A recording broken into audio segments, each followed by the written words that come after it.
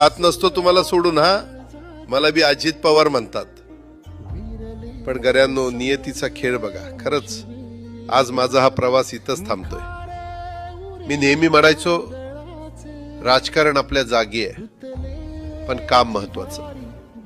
लोकांनी मला कामाचा माणूस म्हटलं, तीच माझ्या आयुष्याची सर्वात मोठी कमाई होती. आज निरोप घेताना मन खूप जड आहे, पण एक समाधान आहे की शेवटच्या श्वासापर्यंत मी तुमच्यासाठीच धावत होतो. मी तुम्हाला शब्द दिला होता, जोपर्यंत माझे हातपाय चालतात तोपर्यंत तुमचं भलं करण्यासाठी मी झटत राहीन. नियती बघा कशी असते. आज माझ्या हक्काच्या बारामतीच्या मातीत तुमच्या सेवेसाठी येत असतानाच माझे हातपाय कायमचे विसावले.